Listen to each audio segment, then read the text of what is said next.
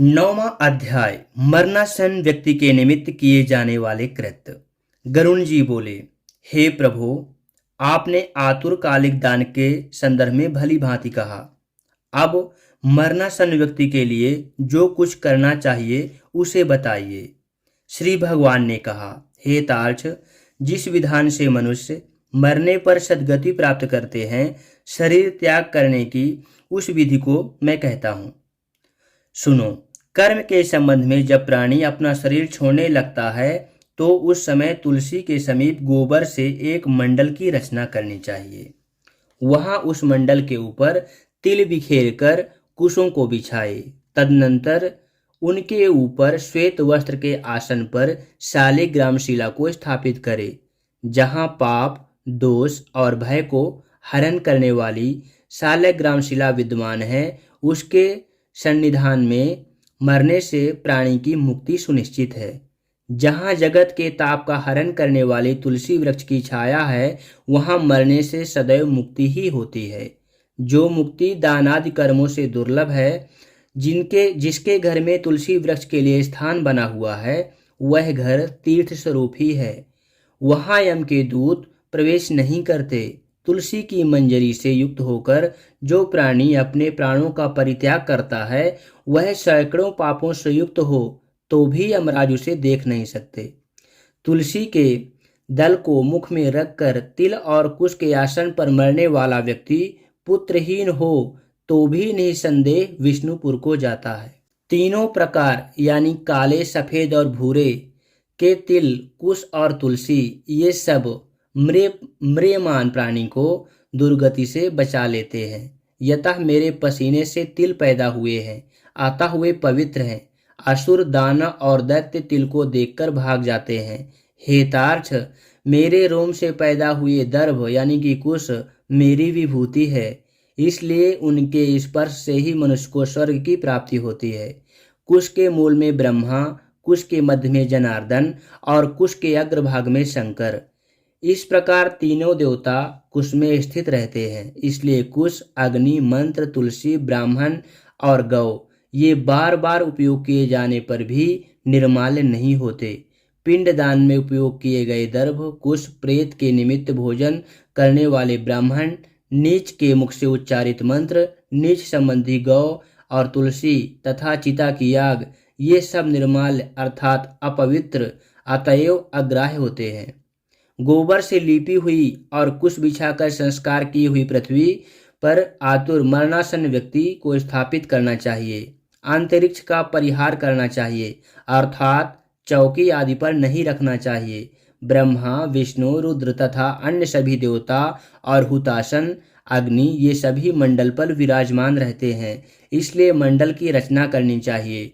जो भूमि लेप रहित होती है अर्थात मल मूत्र आदि से रहित होती है, वह सर्वत्र पवित्र होती है, किंतु जो भूमि भाग कभी लीपा जा चुका है या मलमूत्र आदि से दूषित है, वहां पुनः लेपने पर उसकी शुद्धि हो जाती है।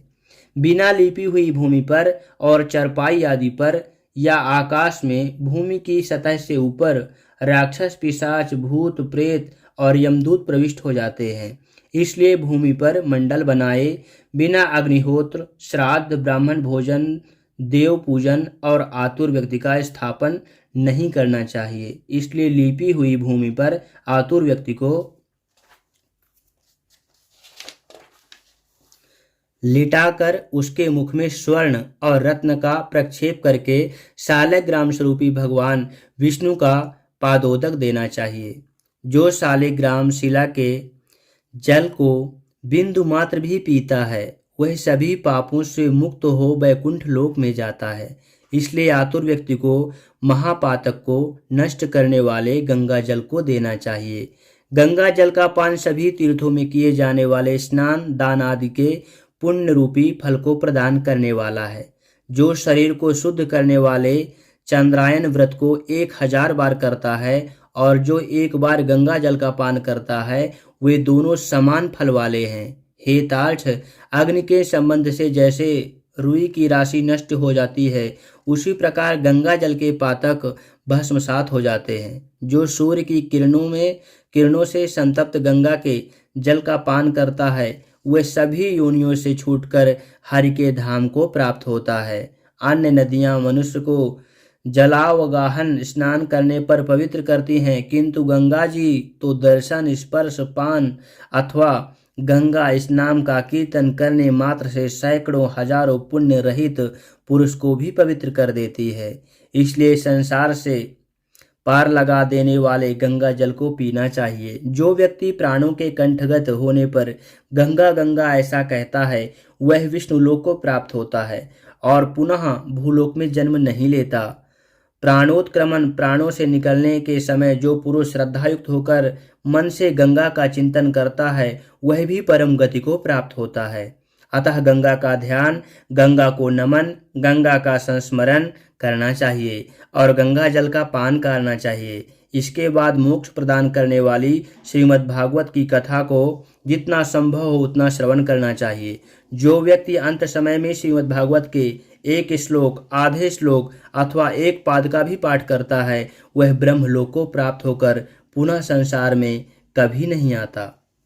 ब्राह्मण, क्षत्रिय और वैश्य को मरण काल में वेद और उपनिषदों का पाठ तथा शिव और विष्णु की स्तुति से मुक्ति प्राप्त होती है। हे खग, प्राण त्याग के समय मनुष्य को अनशन व्रत, जल और अन्न का त्याग करना चाहिए और यदि वह विरक्त दुजन्मा हो तो उसे आतुर संन्यास लेना चाहिए। प्राणों के कंठ में आने पर जो प्राणी मैंने संन्यास ले लिया है ऐसा कहता है, वह मरने पर विष्णु लोक को प्राप्त होता है, पुनः पृथ्वी पर उसका जन्म नहीं होता। इस प्रकार हे खग, जिस धार्मिक पुरुष के आतुर कालिक पूर्वोक्त कार्य संपादित किए जाते हैं, उसके प्राण ऊपर के छिद्रों से सुखपूर्वक निकलते हैं। मुख, दोनों नेत्र, दोनों नासिकारंध्र तथा दोनों कान, ये 7 ऊपर के द्वार छिद्र हैं। इनमें से किसी द्वार से सुकृति पुण्यात्मा के प्राण निकलते हैं और योगियों के प्राण तालुरंध्र से निकलते हैं। अपान से मिले हुए प्राण जब पृथक हो जाते हैं तब प्राणवायु सूक्ष्म होकर शरीर से निकलता है। प्राणवायु रूपी ईश्वर के निकल जाने पर काल के आता शरीर निराधार वृक्ष की भांति गिर पड़ता है। प्राण से मुक्त होने पर बाद शरीर तुरंत चेष्टा शून्य, घृणित, दुर्गंधयुक्त, अस्पृश्य और सभी के लिए निंदित हो जाता है। इस शरीर की कीड़ा, विष्टा तथा भस्म रूप ये 3 अवस्था होती हैं। इसमें कीड़े पड़ते हैं, यह विष्टा के समान दुर्गंधयुक्त हो जाता है अथवा अंततः चिता में भस्म हो जाता है। इसलिए क्षण मात्र में नष्ट हो जाने वाले इस देह के लिए मनुष्य को द्वारा गर्व क्यों किया जाए। पंचभूतों से निर्मित इस शरीर का पृथ्वी तत्व पृथ्वी में लीन हो जाता है, जल तत्व जल में, तेजस तत्व तेज में और वायु तत्व वायु में लीन हो जाता है। इसी प्रकार आकाश तत्व भी आकाश में लीन हो जाता है। सभी प्राणियों के देह में स्थित रहने वाला सर्वव्यापी स्वरूप नित्य मुक्त और जगत साक्षी आत्मा अजर अमर है। सभी इंद्रियों से युक्त और शब्द आदि विषयों से युक्त मृत व्यक्ति के देह से निकला जीव कर्म कोश से समन्वित तथा काम और रागादि के सहित पुण्य की वासना संयुक्त होकर अपने कर्मों के द्वारा निर्मित नवीन शरीर में उसी प्रकार प्रवेश करता है जैसे घर के जल जाने पर गृहस्थ दूसरे नवीन घर में प्रवेश करता है। जब किंकिनी जाल की मालाओं से युक्त विमान लेकर सुंदर चामरों से सुशोभित देवदूत आते हैं, धर्म के तत्व को जानने वाले बुद्धिमान धार्मिक जनों के प्रिय वे देवदूत कृतकृत्य इस जीव को विमान से स्वर्ग ले जाते हैं। सुंदर दिव्य देह धारण करके, निर्मल वस्त्र और माल धारण करके, सुवर्ण और रत्नादि के आभरणों से युक्त होकर वह महानुभाव जीव दान के प्रभाव से देवताओं में पूजित होकर स्वर्ग को प्राप्त करता है। इस प्रकार गरुड़ पुराण के अंतर्गत सारोद्धार में म्रियमाण कृत्य निरूपण नामक 9वां अध्याय पूरा हुआ। इति गरुड़ पुराणे सारोद्धारे म्रियमाण कृत्य निरूपणम नाम 9मो अध्यायः।